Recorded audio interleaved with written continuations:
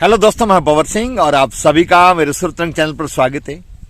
दोस्तों, वैसे तोप है वो युद्ध में काम आती है। बड़े बड़े युद्ध लड़े गए, बड़े बड़े युद्ध तोपों के बलबूते पर जीते गए। बाबर ने सबसे पहले भारत पर आक्रमण करते समय सबसे पहले तोपों का उसने इस्तेमाल किया था, जो मुगलों से आरंभ हुआ था तोपों का उपयोग। लेकिन दोस्तों, क्या आपको पता है, तोप केवल युद्ध में ही काम नहीं आती थी, बल्कि आन बान और शान का प्रतीक मानी जाती थी। आज भी मानी जा रही है।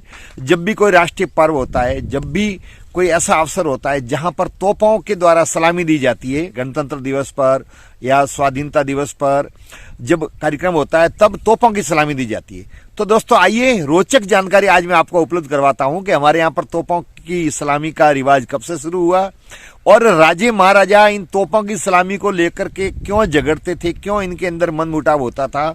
और बहुत बार ऐसा भी हुआ कि इसको लेकर के अंग्रेजों के सामने राजे महाराजाओं ने अपनी आपत्तियां भी दर्ज करवाई। तो चले दोस्तों, जुड़े रहे, बहुत ही रोचक जानकारी आपके सामने प्रस्तुत कर रहा हूं।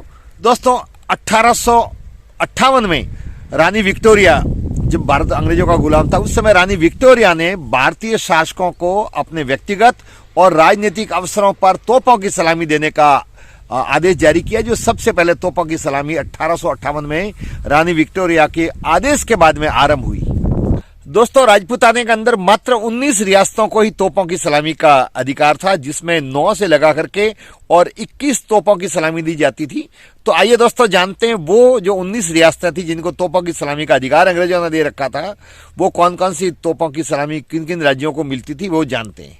तो उसमें सबसे पहले था उदयपुर, उसके बाद में था बांसवाड़ा, उसके बाद में डूंगरपुर, प्रतापगढ़। ये सभी जो थे वो गोहिल शासकों के अधीन थी रियासतें। उसके बाद में बूंदी, कोटा और सिरोही जो चौहानों का शासन था। उसके बाद में जैसलमेर एवं करौली जो यदुवंशी थे। उसके बाद में जयपुर और अलवर रियासतों को भी तोपों की सलामी का अधिकार था, जो कछवा राजाओं के शासन था वहां पर। जोधपुर, बीकानेर एवं किशनगढ़ को भी तोपों की सलामी का अधिकार था, जो राठौड़ वंश के शासक थे। भरतपुर एवं धौलपुर पर जाटों का शासन था, इनको भी तोपों की सलामी का अधिकार था। झालावाड़ झालाओं के अधीन था, इनको भी तोपों की सलामी का अधिकार था। टोंक राजपूताने की एकमात्र मुस्लिम रियासत थी, इसको भी तोपों की सलामी का अधिकार था। और कुशलगढ़ तथा लावा को नॉन शेड्यूल स्टेट कहा जाता था। इनके अतिरिक्त केंद्र शासित प्रदेश अजमेर भी जो था वो भी राजपूताने के अंदर ही था, लेकिन वहां पर राजाओं का शासन नहीं था, सीधा अंग्रेजों का अधिकार था। तो इस प्रकार से 19 रियासतें थी जिनको तोपों की सलामी दी जाती थी। अब दोस्तों, जानते हैं कि ये जो तोपों की सलामी थी वो कब दी जाती थी और किस प्रकार से दी जाती थी। तो दोस्तों, राजाओं को उनकी हैसियत के अनुसार तोपों की सलामी की संख्या निश्चित की गई थी, जिनकी संख्या 9 से 21 तक थी।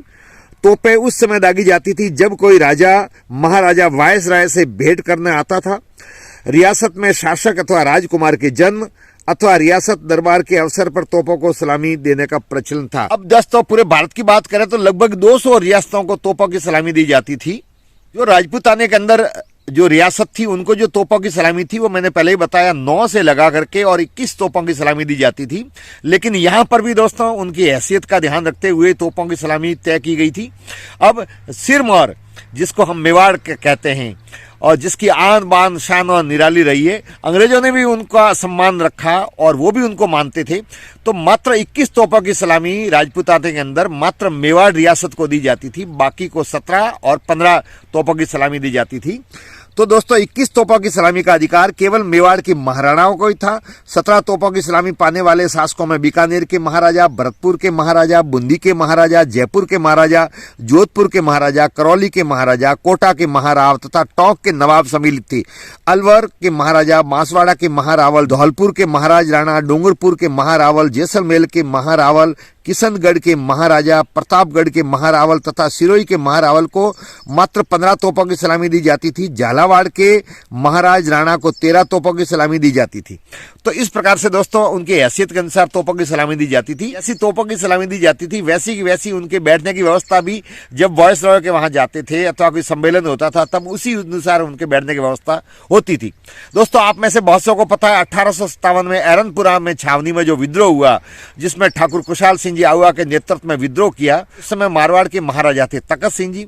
तो हालांकि उन्होंने अंग्रेजों के पक्ष में फौज भेजी, लड़ाई वहां लड़ने के लिए उनकी फौज को भेजा, लेकिन फिर भी अंग्रेज नाराज हो गए और उनके जो 17 तोपों की सलामी मारवाड़ को दी जाती थी वो घटा करके, और उस दौरान उनके तोपों की सलामी कर दी 15, और वो 15 तखत सिंह जी महाराजा के जीवन काल तक ही रही। जब बाद में जसवंत सिंह जी मारवाड़ के महाराजा बने तो वापिस उनके तोपों की सलामी 15 से बढ़ा करके और 17 कर दी गई। दोस्तों, उदयपुर एवं जयपुर को बाहर 19 तोपों की सलामी पाने का अधिकार था, लेकिन वो अपने रियासत के अंदर अर्थात उदयपुर में अथवा जयपुर में कोई कार्यक्रम होता था जहां पर तोपों की सलामी ली जानी थी, तो अपने रियासत के अंदर उनको 21 तोपों की सलामी लेने का अधिकार अंग्रेजों ने दे रखा था। सवाल ये आता है कि दोस्तों, इन अंग्रेजों द्वारा तोपों की सलामी की संख्या का निर्धारण का मापदंड क्या था? तो सबसे पहले तो दोस्तों, जिसका जैसा अंग्रेजों के साथ में संबंध था वही था, अब भी चलता है, वही उस समय चलता था।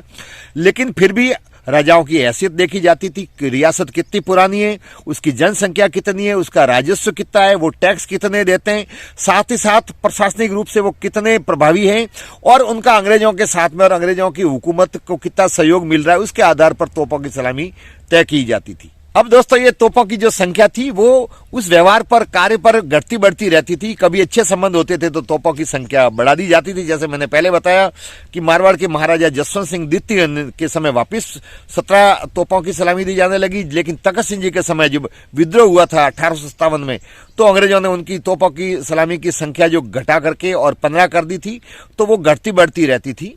इन तोपों की सलामी को लेकर के कई बार राजाओं के बीच में बखेड़ा खड़ा हो जाता था, मनमुटाव का कारण होता था, वो नाराजगी व्यक्त करते थे, अपनी आपत्तियां दर्ज करवाते थे, और फिर अंग्रेजों द्वारा उनकी सुनवाई भी होती थी। लेकिन जब दोस्तों आजादी का आंदोलन चल रहा था और नरेंद्र मंडल का गठन हुआ, तब भी राजे महाराजाओं ने तोपों की सलामी को लेकर के बखेड़ा खड़ा कर दिया, और इस प्रकार संविधान सभा में प्रतिनिधित्व को लेकर भी तोपों की सलामी की संख्या की दुहाई दी गई। जब नरेंद्र मंडल में प्रवेश के आधार को लेकर के राजाओं ने बखेड़ा मचाया, तो 20 जनवरी 1919 को वॉइस रॉय सैम्स फॉर्ड ने देशी राज्यों के सम्मेलन को संबोधित करते हुए कहा कि मेरी और मिस्टर मॉन्टेग्यू की राय में सलामियों का पूरा सवाल बड़ी सावधानी से समझने और जांचने की आवश्यकता है, क्योंकि उसमें विषमताएं हैं। हमने तय किया है कि सलामियों की सूची जैसी बनी है उसकी बुनियाद पर अधिक प्रभावशाली रियासतें और शेष रियासतों में कोई मौलिक अंतर मानना बड़ी नासमझी होगी। दोस्तों, आजादी का आंदोलन चल रहा था और उस समय काफी लोगों में क्रांति आ गई थी। राजाओं के द्वारा अंग्रेजों का पक्ष लिए जाने से भारतीय जनमानस में नाराजगी थी।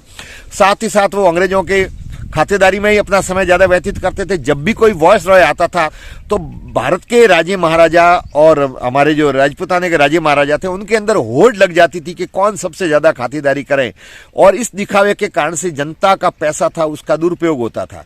दोस्तों, के.एन. अंकर ने तो यहाँ तक लिखा है कि राजे महाराजा शौक मौज में इतने व्यस्त थे कि उनको राज्य कार्य संभालने के लिए समय नहीं मिलता था। वो शिकार में अथवा अय्याशी में, ऐश आराम में ही अपना जीवन व्यतीत करते थे, और अपना ईगो रखने के कारण से आपस में उनके तालमेल का भी अभाव था। दोस्तों, अब लोकतंत्र है, राज्य रजवाड़ों का समय गया, लेकिन आज भी ऐतिहासिक जो किले हैं वहां पर पुरानी तोपें पड़ी है जो पर्यटकों के देखने के काम आती है, अथवा कोई विशेष दिवस होता है तो आज भी कुछ तोपों का वहां पर उपयोग किया जाता है।